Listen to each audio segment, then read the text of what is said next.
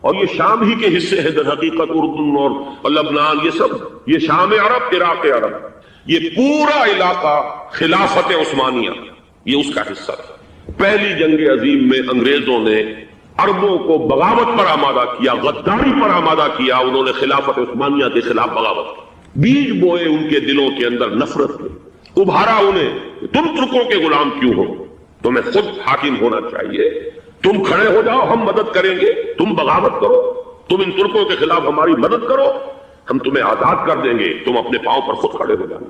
یہ بہت ہی ہمارے لیے دردناک المیہ ہے اس پہلی جنگ عظیم کا۔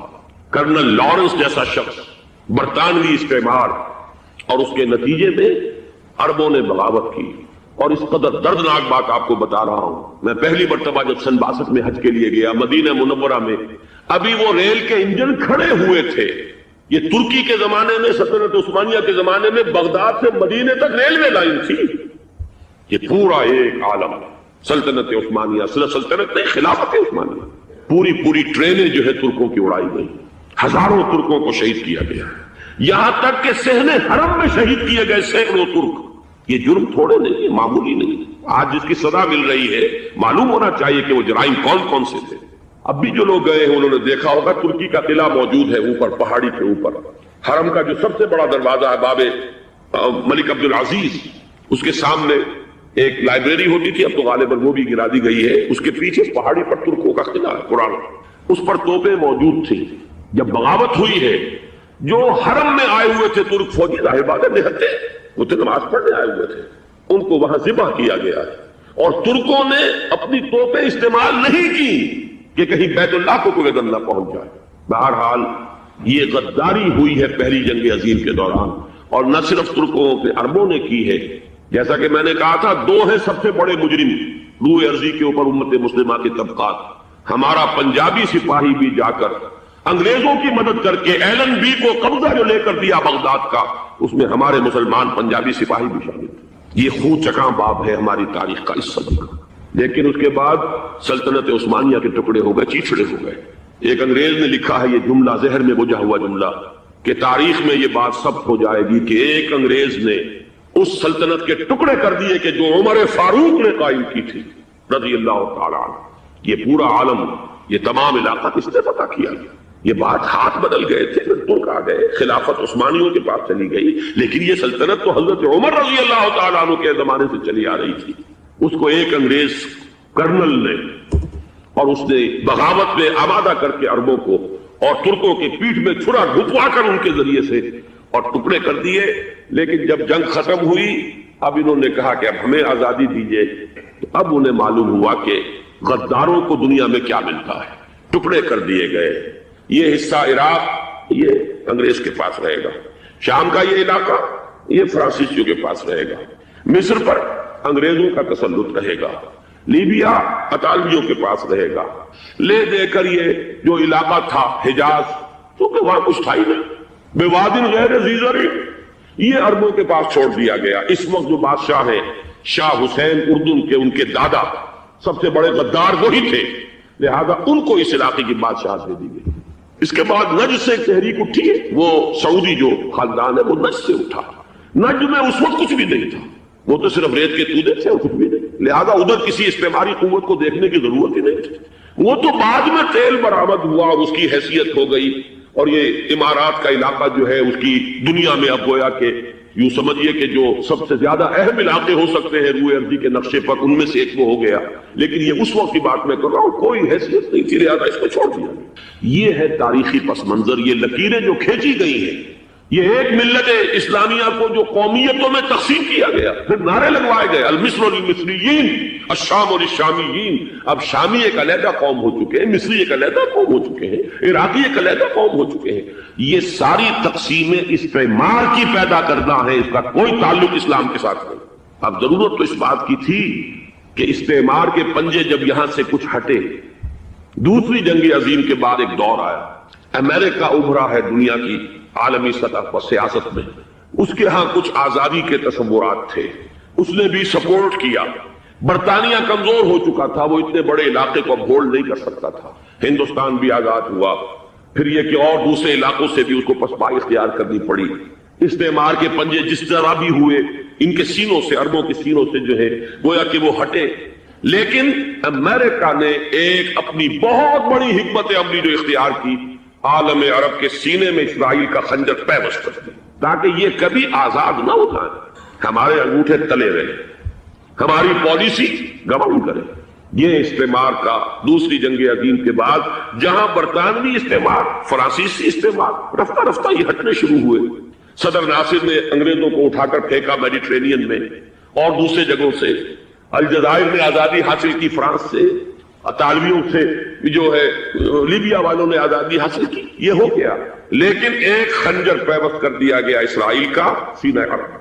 اس صورتحال میں ظاہر بات ہے کہ ایک تو بڑی آئیڈیل پوزیشن تھی کہ پورا عالم اسلام متحد ہو، لیکن وہ تو بہت دور کا خواب معلوم ہوتا ہے۔ علامہ اقبال سے بڑا کوئی نقیب نہیں ہے ملت اسلامی کی وحدت کا، ایک ہو مسلم حرم کی پاسبانی کے لیے نیل کے ساحل سے لے کر تا بخا کے کاشغر، لیکن انہیں بھی اپنے لیکچرز میں کہنا پڑا کہ اس وقت جو صورتحال ہے پورے عالم اسلام کی ایک وحدت بن جانا تو تقریباً ناممکن نظر آ رہا ہے، اگر کسی طرح ایک common wealth of Muslim nations وجود میں آ جائے تو بھی بڑی کامیابی ہوگی، لیکن اس سے بھی پہلے یہ تو زیادہ آسان تھا کہ عالم عرب ایک وحدت کی شکل اختیار کرے۔ یہ تو ایک قوم ہے، اکثر و بیشتر ایک نسل یا زیادہ دو نسلیں کہتی تھی، شمالی افریقہ میں بربر نسل بھی ہے، باقی تو سب عرب ہیں، یہ پورا عالم ایک نسل، ایک زبان، پورے اتنے رقبے کے اوپر بولے جانے والی ایک زبان، یہ تو ایک ہو جائے۔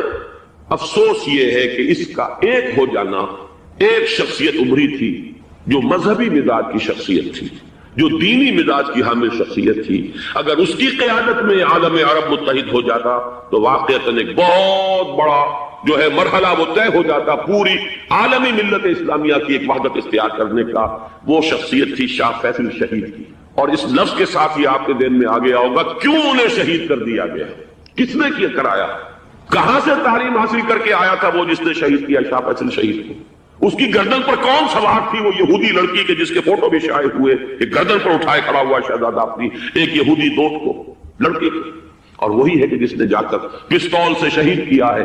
جہاں اچھی طرح جان لیجئے، جیسے بارہا میں نے عرض کیا ہے کہ حضرت عمر کو شہید کرنے والا کہنے کو ابو لولو فیروز تھا، لیکن اس کے پیچھے پورا ایرانی نسل پرستی کا جو پورا پس منظر ہے، اسے تو ہر شخص جس کی ذرا بھی نگاہ جو ہے جو صرف منظر کو نہ دیکھ رہی ہو پس منظر کو بھی دیکھنے والی ہو، وہ تو جان دے گی کہ ابو لولو فیروز ایک فرد کا نام نہیں تھا، وہ ایران کا انتقام تھا عالم عرب سے۔ بالکل اسی طریقے سے یہ امریکی استعمار کا ہتھ کنڈا تھا، اسے محسوس ہوا۔ شاہ فیصل مذہبی مزاج کا شخص یہ ابھر رہا ہے، اور یہ شاہ فیصل کی حکمت عملی کا ذرا آپ اندازہ کیجئے۔ لاہور میں سمٹ کانفرنس ہوئی، اس میں تو آئے سب سے ٹاورنگ پرسنالٹی پورے اس وقت عالم اسلام کے شاہ فیصل کی تھی، اور وہ گویا کہ ایک بہت ہی جس کو کہا جائے کہ ایک بہت ایلڈرلی، ایک بزرگانہ ایک شخصیت جو ہے، اور انہوں نے اپنے دولت کے دروازے، عرب میں وہ مشہور تھے کہ نہایت خسیس اور بخیل انسان ہے، اس لیے کہ وہاں وہ خرچ کرتے تھے حساب کتاب کے ساتھ، لیکن ان کے خزانے کھلے ہوئے تھے عالم اسلام کے لیے، ادھر بھی مدد ہے، ادھر بھی مدد ہے، ادھر بھی کام ہو رہا ہے، ادھر بھی کام ہو رہا ہے۔ پھر انہوں نے تیل کا ہتھیار استعمال کر کے ایک دفعہ امریکہ کو دن میں تارے دکھا دیے تھے، لہذا ان کا ہٹایا جانا سین سے یہ امریکی استعمار کے لیے لازم تھا۔ اب لے دے کر رہ گئے کون؟ سیکولر مزاج کے لوگ۔ پہلی اٹیمپٹ جمال عبد الناصر نے کی، ناکام ہو گیا۔ قذافی صاحب نے کوشش کی کہ وہ ان کی جانشینی حاصل کر لے، ناکام ہو گیا۔ اب ایک تیسری شخصیت صدام حسین کی، ملحد ہے، اسلام سے کوئی سروکار نہیں، باس کا فلسفہ سیکولرزم پلس عرب نیشنلزم یہ اصول ہے، لیکن یہ ہے کہ یہ شخصیت ابو بکر ایسی آئی ہے کہ اس سے اس وقت یہ جان لیجئے، میں امریکہ میں بھی عربوں سے مل کر آیا ہوں، سعودی عرب میں بھی اب میں وہ دیکھ آیا ہوں، نوجوان نسل جو ہے عربوں کی، پورا جو دوسرے عرب ممالک ہیں جہاں پر کہ مذہب کا اتنا چرچا ہی نہیں ہے، پورا فلسطینی عرب، جارڈن کے عرب، شامی عرب عوام، وہ سب کے سب صدام کے پیچھے ہیں، اس لیے کہ انہیں نظر آ رہا ہے کہ ایک شخص پھر ایسا پیدا ہو کر سامنے آ گیا ہے جو شاید عالم عرب کو پھر یونائٹ کرے، اور یہ ہے اصل وہ شے کہ جو امریکہ کے لیے کسی صورت میں قابل قبول نہیں۔ دولت کے یہ ذخائر، خلیج کی یہ دولت، سیال سونا اور اس کے ذخیرے، اور یہ کسی طریقے سے یہ امریکہ کے زیر اثر نہ رہے.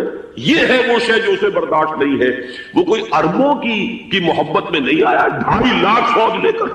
وہ کوئی شاہی عرب جو خاندان ہے سعودی، اس سے اس کی کوئی دلچسپی نہیں ہے. کوئی پتہ نہیں کہ وہ خود ان کو ہٹا دے اور وہاں پر کوئی جمہوری ڈھانچہ جو ہے وہاں پہ کھڑا کروا دے خود امریکہ. اس لیے کہ سعودی عرب میں دیکھ آیا ہوں حالات اگرچہ ظاہر بات ہے کہ زیادہ گہرائی میں تو وہاں جانے کا موقع ہی نہیں ہوتا، بہت ہی مستبد حکومت ہے، لیکن صاف نظر آ رہا ہے کہ اس وقت دونوں طبقے نوجوانوں کے جو ہے وہ شاہی خاندان کے شدید خلاف ہو چکے ہیں. جو وہاں پر جدید مثقف طبقہ ہے، جدید تعلیم یافتہ، جو باہر پڑھ کر آیا ہے امریکہ میں اور کہیں اور وہ کثیر تعداد میں ہے، وہ صاف سوال کر رہے ہیں کہ یہ بلینز اور بلینز آف ڈالرز کے جو ہمارا خرچہ آتا تھا، ہمارے ہتھیاروں کے آرڈر جاتے تھے، وہ کہاں گئے؟ کل 65,000 فوج، اور عرب کے پاس، سعودی عرب کے پاس اتنے ٹینک بھی نہیں ہے جتنے کہ یمن جیسے غریب ملک کے پاس. تو ہمارا روپیہ یہ گیا کہاں؟ یہ ایک سوال ہے جو ہر شخص کے ذہن کے سامنے ہے. اب ہمیں اپنے معاملات کو خود سنبھالنا ہوگا. اسی طریقے سے جو مذہبی طبقہ ہے، اور وہاں ہے بڑی تعداد میں مذہبی طبقہ نوجوان جن میں بڑا جذبہ ہے، اور ان کا وہ جوش جہاد انہیں جہاد افغانستان تک لے کر آیا. سینکڑوں عرب نوجوان یہاں جو ہے شہید ہوئے.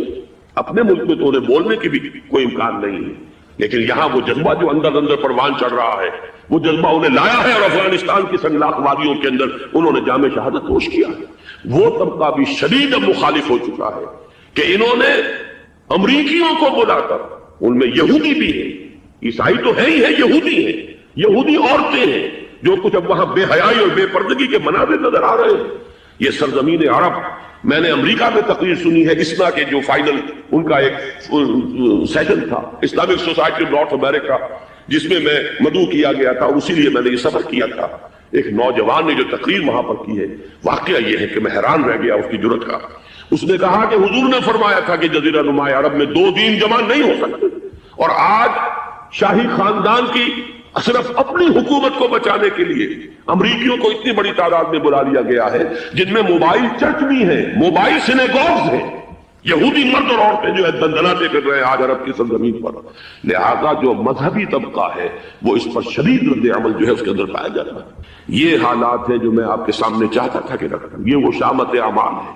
ایک طرف یہ کہ وہ شخصیت جو ہے صدام حسین کی، وہ کوئی پسندیدہ شخصیت نہیں، لیکن یہ کہ اس شخصیت کو تقویت دینے والے بھی تو یہی لوگ تھے. انہیں خطرہ تھا ایران کے انقلاب سے کہ کہیں اسی قسم کا کوئی انقلاب ہمارے ہاں نہ آ جائے، لہذا انقلاب ایران کو ایکسپورٹ نہ ہونے دے، اس لیے انہوں نے اسی صدام حسین کو بلینز اور بلینز آف ڈالرز کی مدد دی. آج وہی ہے. عربی کی تو ایک کہاوت بھی ہے، سم من کلبک یا کو لوگ، اپنے کتے کو کھلا پلا کے موٹا کرو، کسی روز تمہیں کو کاٹے گا. آج وہ تو انہیں کاٹتا، لیکن یہ کہ اس کا جو علاج تجویز ہوا ہے وہ انتہائی خوفناک ہے. 2.5 لاکھ امریکی وہ استعمار کے پنجے جو بمشکل عالم عرب کے سینے سے جو گڑے ہوئے تھے اس استعمار نے، مشکل ہٹے تھے کہ ایک دم اب وہاں پر خبریں آ رہی ہیں، فرانسیسی بھی آ رہے ہیں، برطانوی بھی آ رہے ہیں، کہاں سے فوجیں آ رہی ہیں. اور وہاں پر 2.5 لاکھ تو صرف امریکن آرمی کا، اس میں تقریباً 1.5 لاکھ تو پہنچ چکی. اور جو بھی ہوگا وہاں پر، جیسا کہ میں نے عرض کیا ہے، اس قدر خوفناک سین ہے. میں نے بہت سے حضرات واقف ہوں گے، کئی مرتبہ میں نے حوالہ دیا ہے مولانا سید حامد میاں رحمہ اللہ کا. انہوں نے ایک دفعہ مجھے بتایا تھا کہ احادیث میں جو قرب قیامت کے حالات و واقعات کی پیشن گوئیاں ہیں، ان میں یہ ہے کہ وہ جو آخری جنگ ہونی ہے جو کہ دجال کے خلاف ہوگی مسلمانوں کی، اور جس میں کہ حضرت مسیح علیہ السلام کا نزول ہوگا، جس کے سلسلے میں اس سے پہلے ایک جنگ ہوگی بہت خوفناک، بہت خوفناک. اور عجیب الفاظ ان کے یہ تھے کہ اس میں ایک طرف مسلمان اور عیسائی اور یہودی تینوں ہوں گے. یہ بات سمجھ میں نہیں آتی تھی کہ مسلمان اور یہودی ایک جگہ کیسے جمع ہو سکتے ہیں. آج وہ نقشہ نظر آ گیا. آج اسرائیل، امریکہ، سعودی عرب اب یہ ایک ہے. بلکہ چلتے آئیے، مصر، اسرائیل، سعودی عرب اور جو بھی ان کے حواری ہیں وہ سب ایک ساتھ میں کھڑے ہیں، اور ان کے اوپر سیادت کس کی؟ امریکہ کی. وہ نقشہ آ گیا ہے. اور اس جنگ کے سلسلے میں مولانا حامد میاں رحمہ اللہ نے مجھے بتایا تھا کہ حدیث میں الفاظ آئے ہیں، اتنے لوگ ہلاک ہوں گے، اتنے لوگ ہلاک ہوں گے، اتنے لوگ ہلاک ہوں گے کہ ایک پرندہ سینکڑوں میل تک اڑتا ہوا چلا جائے گا، اسے سوائے لاشوں کے اور کچھ نظر نہیں. یہ نقشہ خاکم بدہن تلا ہوا ہے، کھڑا ہوا ہے. جو بھی ہوگا کیمیاوی جنگ، کیمیاوی وارفیئر، کیمیکل وارفیئر، اور پھر ایٹمک وارفیئر. اس کی کھلی دھمکیاں دی جاتی. کبھی کوریا کے بارے میں اندیشہ تھا کہ یہ درندے خدا کی دھرتی کو، کوریا کی غریب بستی کو ناگاساکی بنا کے چھوڑیں گے، ہیروشیما بنا کے چھوڑیں گے. آج وہ صورتحال جو ہے عالم عرب پر، heart of the Arab land, اس پر یہ صورتحال بالکل تلی کھڑی ہے. اینٹیں پختہ ہو جائیں، اب انہیں جوڑنا ہے، سیمنٹ سکسس چاہیے، وہ قرآن یہ جوڑے گا تم. چنانچہ یہی بات حضرت شیخ الہند مولانا محمود حسن دیوبندی اسیر مالٹا نے اپنی اسیری سے رہائی پانے کے بعد واپس جب آئے ہیں تو دیوبند میں علماء کے ایک بڑے اجتماع سے خطاب کر کے مولانا مفتی محمد شفیع رحمت اللہ علیہ وہ خود موجود تھے. اس میں بڑے بڑے علماء مولانا حسین احمد مدنی رحمت اللہ علیہ، شبیر احمد عثمانی رحمت اللہ علیہ، مولانا اشرف علی تھانوی رحمت اللہ علیہ، مولانا انور شاہ کاشمیری رحمت اللہ، بڑا مجمع.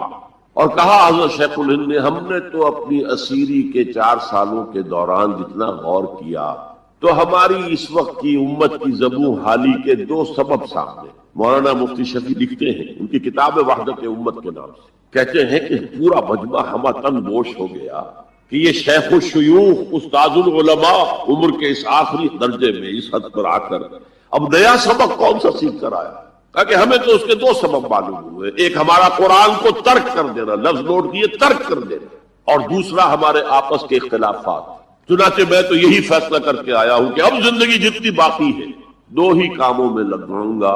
ایک تو یہ کہ ناظرہ قرآن پڑھنے کے مکتب گلی گلی کھل جائیں اور عوامی درس قرآن کے ذریعے قرآن کے پیغام اور قرآن کے حکمت سے لوگوں کو روشناس کرایا جائے. عوامی درس قرآن کا لفظ استعمال کر رہا ہے شیخ الہند، جنہیں میں 14ویں صدی کا مجدد اعظم سمجھتا ہوں.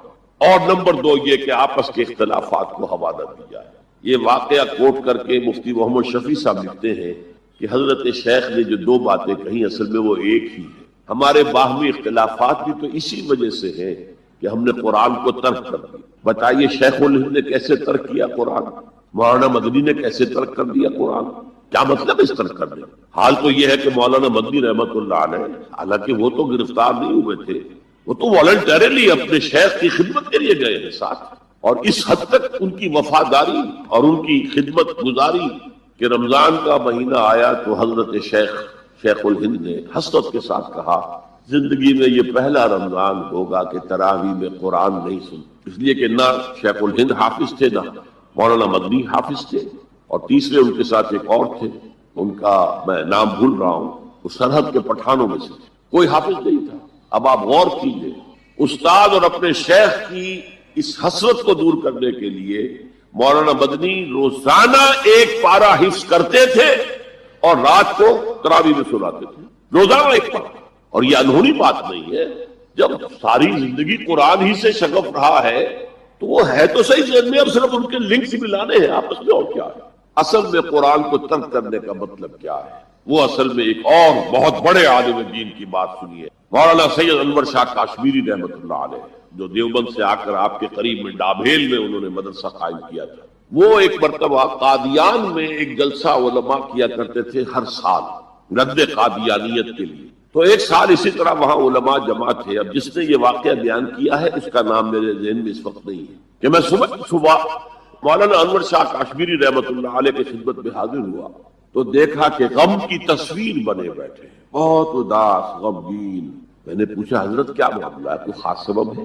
فرمایا بھائی کیا سبب ہے، یہ سوچ رہا ہوں کہ اپنی زندگی عمر ضائع کر. میں نے کہا حضرت آپ نے زندگی ضائع کر دی، عمر ضائع کر دی، آپ نے علم بیہقی وقت کہلاتے ہیں انور شاہ کاشمیری، جیسے امام بیہقی تھے، محدث اور فقیہ دونوں اعتبارات سے بلند. تو آپ نے پڑھنے پڑھانے میں سیکھنے سکھانے میں ساری عمر گزار دی، تو آپ کی زندگی ضائع کیسے؟ کہنے لگے ہم نے سارا غور اسی پر رکھا کہ ثابت کر دیں کہ شافعی کی رائے صحیح نہیں ہے، ہماری رائے صحیح ہے. اسی کے لیے دلائل، اسی کے لیے بحثیں، اسی کے لیے لمبی چوڑی جو ہے ہمارے ہاں نشستیں منعقد ہوئی مدارس کے اندر. حالانکہ اللہ کے ہاں یہ ہم سے سوال نہیں ہوگا، گمراہیاں طرح طرح کی پھیل رہی ہیں اور ہم ان بحثوں میں لگے ہوئے. حالانکہ زیادہ سے زیادہ یہ کہا جا سکتا ہے کہ قول اصحابنا ثواب محتمل الخطا، اور جو قول دوسروں کا ہے وہ خطا ہے محتمل الثواب. زیادہ سے زیادہ یہ کہہ سکتے ہیں ہم کہ ہمارے جو اسلاف ہیں، ہمارے جو اساتذہ ہیں، ان کا قول صحیح ہے، اگرچہ اس کی خطا ہونے کا بھی امکان ہے. ہم یہ نہیں کہہ سکتے کہ اس کے غلط ہونے کا کوئی امکان ہی نہیں، معصوم تو وہ نہیں تھے. اور قولہم، ان کا جو ہمارے سامنے ہے مد مقابل ہے، اور وہ شافعی ہے. اصل تو جو ٹکراؤ تھا وہ فقہ حنفی اور فقہ شافعی کے مابین. ہم صرف یہ کہہ سکتے ہیں کہ ان کا یہ قول خطا ہے، غلطی ہے، اگرچہ احتمال موجود ہے کہ وہی صحیح ہو. اس کے سوا تو ہم کچھ نہیں کہہ سکتے. اور ہم نے اپنی ساری زندگی اس کام میں لگا دی. لیکن میں کہہ نہیں سکتا اس پر کتنے رنج اور صدمے کا اظہار کروں کہ مجدد وقت شیخ الہند رحمۃ اللہ علیہ اور بحقی وقت مولانا انور شاہ کاشمیری رحمۃ اللہ علیہ، ان کی ان باتوں کا کوئی اثر ان کے شاگردوں نے قبول نہیں کی. وہی روش ہے، وہی فقہی بحثیں ہیں. جب میں نے پاکستان میں تحریک خلافت کا آغاز کیا، کچھ احادیث بیان کی، اچھے علماء نے کہا کہ ڈاکٹر صاحب ہم نے تو یہ حدیثیں پہلی مرتبہ آپ سے سنی. یہ حدیثیں جو ہیں یہ ہے کتاب الملاحم میں، اشراط الساعہ، علامات القیامہ، کتاب الفتن. اور حدیث کے ان ابواب پر تو پہنچتے پہنچتے ہم ایگزاسٹ ہو چکے ہوتے ہیں. ہماری ساری بحثیں جو ہے وہ ختم، اور وقت ختم ہو جاتا ہے ان فقہی بحثوں کے اندر. یہاں تک تو ہم پہنچتے ہی نہیں. بہرحال دوسرا نقطہ جیسا کہ میں نے عرض کیا، پہلا اینٹیں پکاؤ، مضبوط کرو. یا ایھا الذین آمنوا اتقوا اللہ حق تقاتہ ولا تموتن الا وانتم مسلمون. اور دوسرا ان کو جوڑنے کے لیے قرآن کو ایز اے سیمنٹ سبسٹنس استعمال کرو. واعتصموا بحبل اللہ جميعا ولا تفرقوا واذکروا نعمت اللہ علیکم اذ کنتم اعداء فالف بین قلوبکم فاصبحتم بنعمتہ اخوانا وکنتم علی شفا حفرۃ من النار. تم تو تباہی آگ کے گڑھے کے کنارے تک پہنچ گئے تھے، گرا چاہتے تھے. فانقذکم منہا، تو اللہ نے اس سے تمہیں نکالا. کذالک یبین اللہ لکم آیاتہ لعلکم تہتدون. اسی طرح اللہ تعالیٰ تمہارے لیے اپنی آیات کی تبیین کر رہا ہے، وضاحت کر رہا ہے، تاکہ تم ہدایت حاصل کر سکو. اگر ایک غیر مسلم دائرہ اسلام میں داخل ہونا چاہتا ہے تو کس فرقے یا گروپ کو اپنائے، جبکہ آج کل ہر دوسرا شخص ایک نیا گروپ بنائے ہوئے ہے جس میں آپ کی شخصیت بھی شامل ہے. ایک خاتون ہے جو سکر سے تشریف لائی ہے. دیکھیے اس میں فرقہ اور گروپ دو الفاظ استعمال ہوئے ہیں. ایک تو ہے کہ جو دین کے لیے کام کرنے والی مختلف جماعتیں ہیں وہ کسی فرقے کی بنیاد پر ہیں، وہ علیحدہ ہے. جیسے کہ دیوبندی، اور وہ ایک جماعت جو ہے وہ ایک مسلک کی بنیاد پر ہے.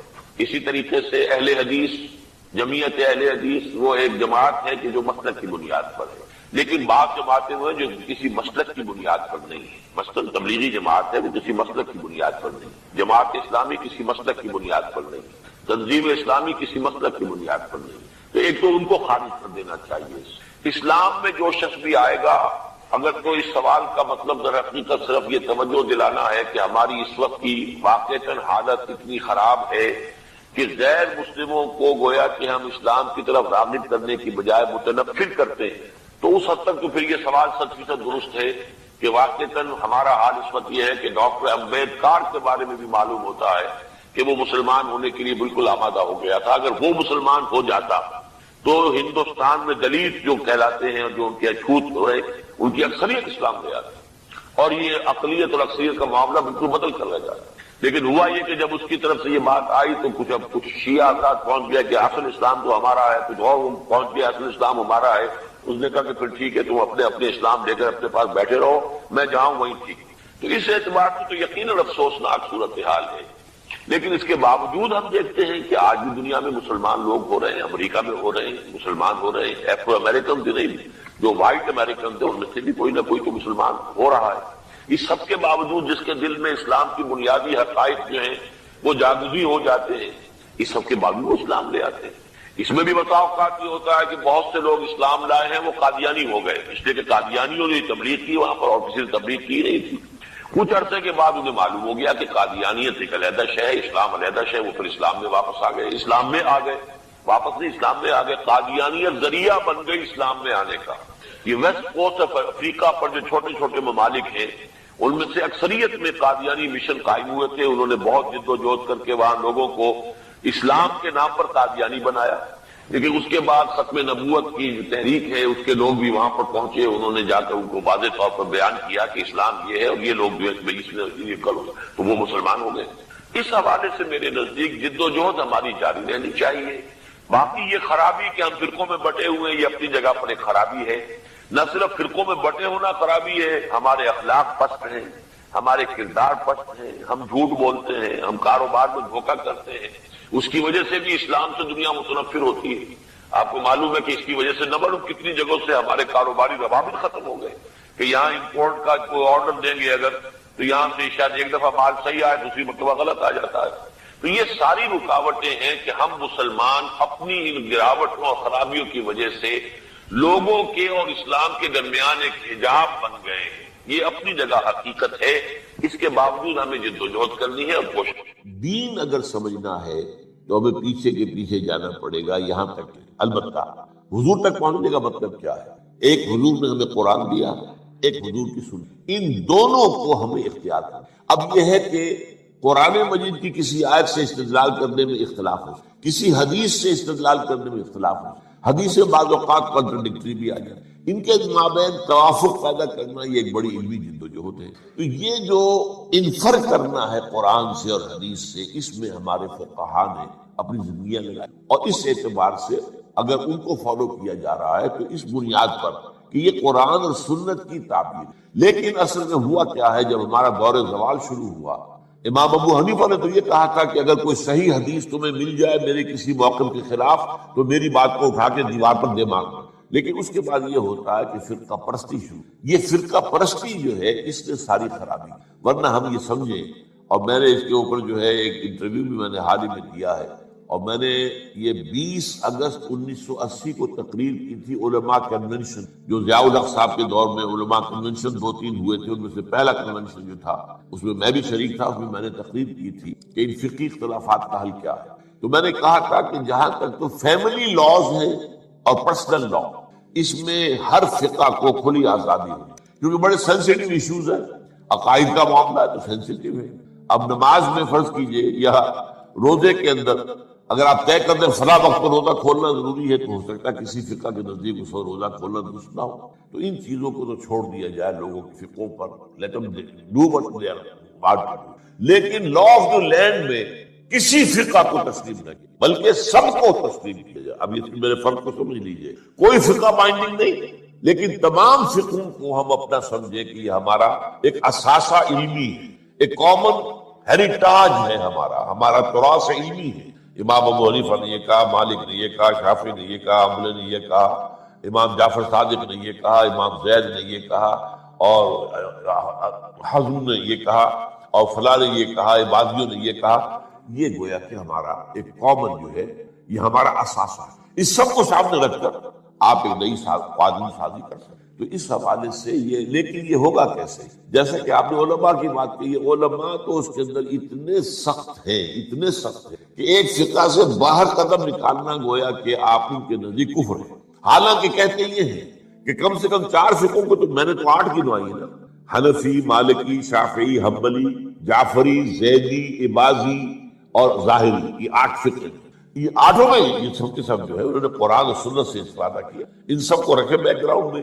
جیسے کہ آپ کو معلوم ہے کہ ہائی کورٹ، سپریم کورٹ کے فیصلوں میں یہ حوالے آیا کرتے ہیں کہ بامبے ہائی کورٹ نے فلاں ایسا ہی مقدمہ تھا، اس میں یہ فیصلہ دیا. یہ پریسیڈنٹس، کیلکٹا ہائی کورٹ نے یہ کیا تھا، یا یہ انگلستان کی سب سے اونچی جو ہائی کورٹ ہے اس نے یہ فیصلہ دیا. یہ پریسیڈنٹس کے طور پر بطور دلیل اپنے جو وہ ہوتے ہیں فیصلے ان کو کوٹ کیے جاتے ہیں. تو ہم جو ہے فیصلہ اس کے مطابق کر سکتے. میں کہہ رہا تھا کہ ہمارے جو سنی فقہاء ہیں، وہ جو علماء ہیں، چاروں کو کہتے حق ہے. حنفی بھی حق ہے، شافعی بھی حق ہے، مالکی بھی حق ہے اور حنبلی بھی. لیکن تمہیں ایک کی پیروی کرنی، یہ میرے خیال میں ان کی زیادتی ہے، ان کی فرقہ پرستی ہے. اور اس کی وجہ اصل میں کیا ہے؟ اس میں غلطی ہماری ہے اصل میں، جس کے نتیجہ وہ نکلا. ہم نے نہ دین پڑھنا ہے نہ سیکھنا ہے. ہم نے ایک مولوی کلاس پیدا کر دی، ایک پروفیشن پیدا کر دی. حالانکہ اسلام میں کوئی مولوی پروفیشن، اسلام میں کوئی پاپائیت نہیں ہے، اسلام میں کوئی برہمنزم نہیں ہے. یہ نہیں کہ جب تک برہمن نہیں آئے گا شادی نہیں ہو سکتی، جب تک برہمن نہیں آئے گا ارتھی جو ہوتی ہے اس کو آگ نہیں لگائی جاتی ہے. ہمارے یہاں کو برہمنزم. لیکن چونکہ ہم تو پڑھتے نہیں، ہم نے تو اپنے آپ کو اور طرف لگایا ہوا ہے. تھوڑی سی دینی بنیادی معلومات حاصل ہوں، قرآن اور حدیث کا علم، تو ہر شخص نماز پڑھا سکتا ہے. ہر شخص جو ہے اپنی بیٹی کا نکاح خود پڑھائے، ہر شخص جو ہے وہ اپنے والد کا جنازہ خود پڑھے. تو وہی گویا کہ پروفیشنل ختم ہو جائے گا۔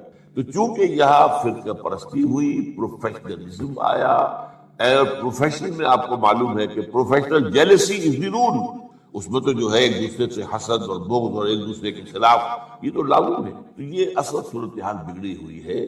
اس کا علاج یہی ہے کہ آپ کمر ہمت کسے، خود قرآن و حدیث کو پڑھے، اللہ